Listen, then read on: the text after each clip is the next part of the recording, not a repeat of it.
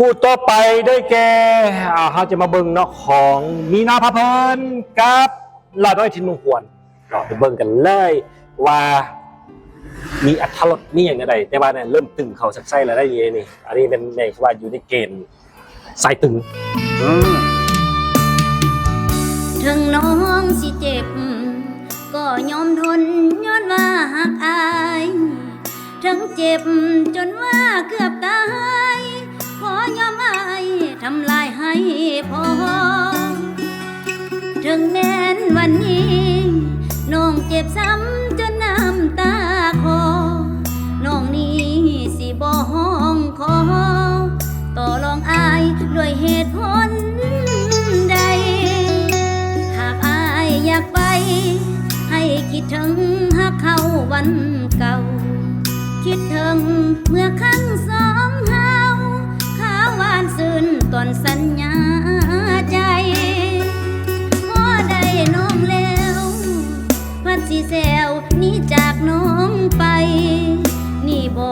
หัวใจผู้สายได้กินแล้วพัดแซวอำลาบ่เมตตาบ่กรุณาน้องเด้ออายอย่าหาเรื่องมาทำลายบอกให้น้องลืมวันผ่านมาหรือฝากกันแกล้งหรือว่าอายต้องการเลิกลาแต่น้องอยากบอกอายว่ายังบูชาหับด้วยหัวใจหากอายอยากไปให้คิดถึงหากเขาวันก่อนอย่าเฮ็ดดังบทละครตอนหมดหักแล้วพัดจากไปได้กินอิ่มแล้วพัดสิแซวนี้ไปมีไหมขอให้สงสารหัวใจคนหักอายคือน้องแน่เด้อ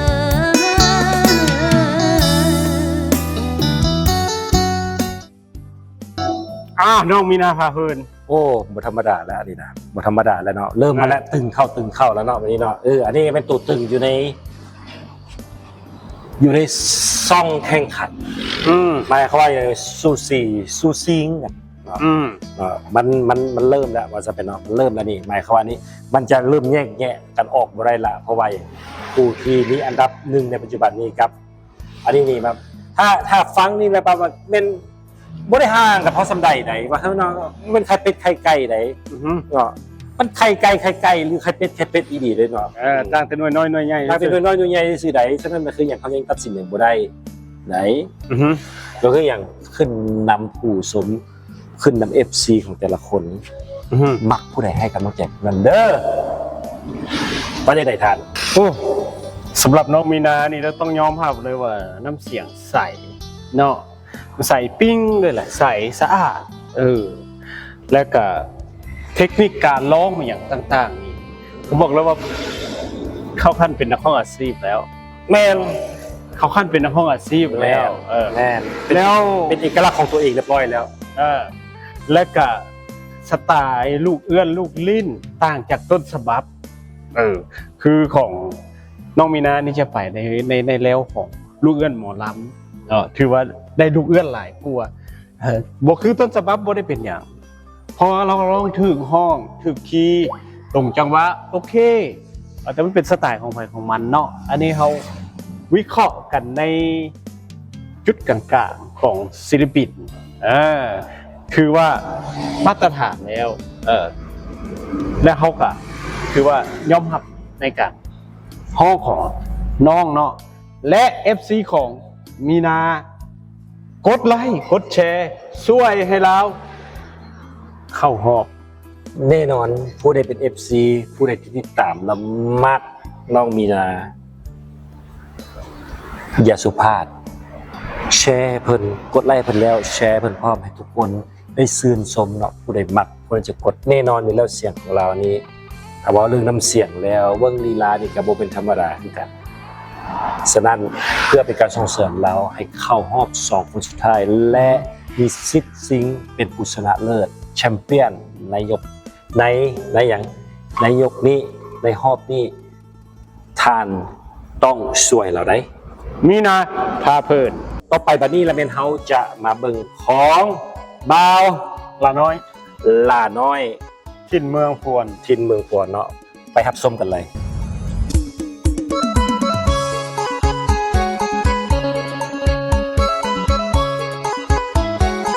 อีกคนหนึ่งแล้วนี่อันนี้โบธรรมดาได้มันจะออกใส่เกียร์นะมันทำเป็นสายเอ็นสายเอ็น ใส่เอ็นนี่โบเป็นธรรมดาเด้อ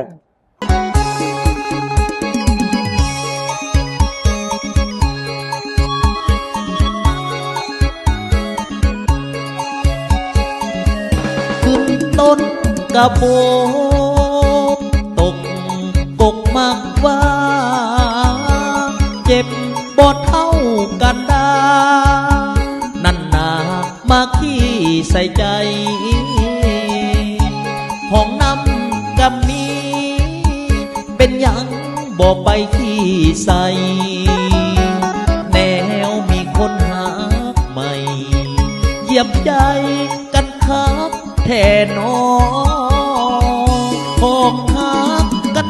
มา จนว่าหูใสหูพุงบกตีหอดคนข้าวลุงมาจีบที่เผาลงคอคนที่หักเจ้า คนนี้ได้เพียงแต่มองจากที่หนึ่งกลายเป็นที่สองตายย้อนเงินทองของเขาการดาเฮ็ดโลดเด้อลาคันบอกยานบาปกินหัวกับคนขึ้นซื้อว่าผัวของเขาเจ้าญาติเอามากะเมสินหาหูโบน้องลาว่าเห็นทันตาเฮ็ดได้เฮ็ดไปโลดนะส่งทิมอายมาหากเขา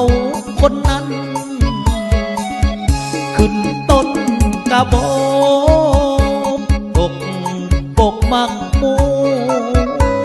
ลาก่อนเด้อคนหลอกลวงบ่ต้องห่วงอายดอกแจ่มจันทร์